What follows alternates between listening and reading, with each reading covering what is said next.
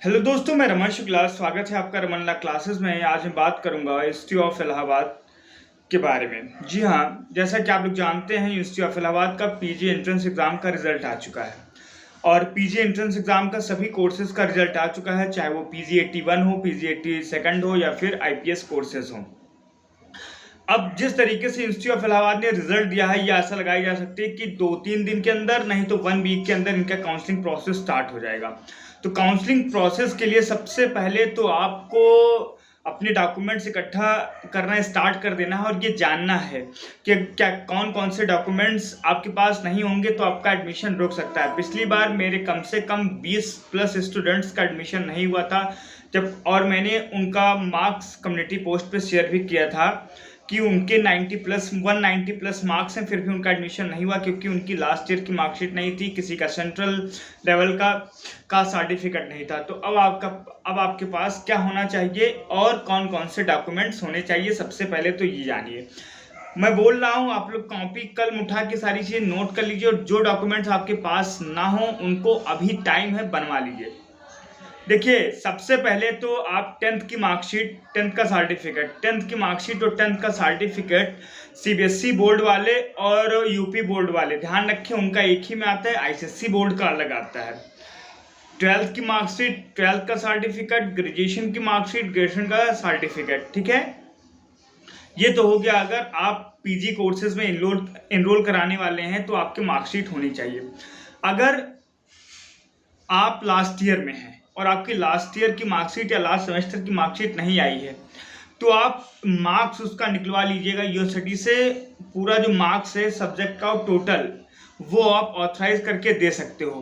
देखिए, बिना last year की मार्कशीट या बिना उसके मार्क्स के आपका एडमिशन नहीं होगा, ये बात बिल्कुल दिमाग में अच्छे से बैठा लीजिएगा, ठीक है। फिर आपको क्या करना है, आपके पास कास्ट सर्टिफिकेट होना चाहिए सेंट्रल लेवल का, तहसीलदार लेवल का, जो साइन करे जिले में।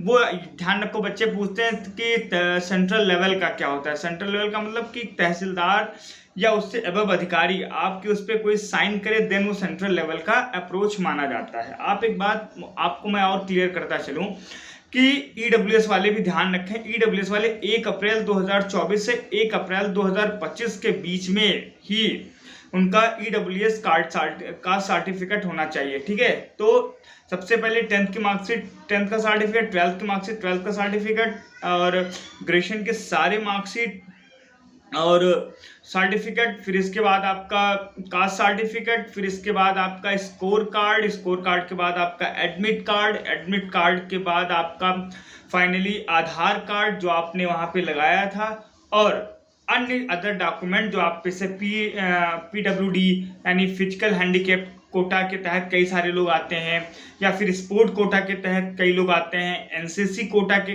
तहत कई लोग आते हैं। ये सारी चीजें आप अपनी रेडी रखिए, ये सारी चीजें आपको जरूरत पड़ सकती हैं इंस्टीट्यूट ऑफ इलाहाबाद के काउंसलिंग में।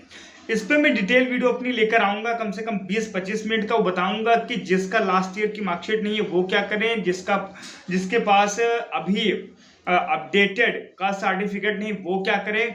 वीडियो को ज़्यादा से ज़्यादा शेयर करें, लाइक करें, क्योंकि प्रॉपर कैसे क्या बनवाना है।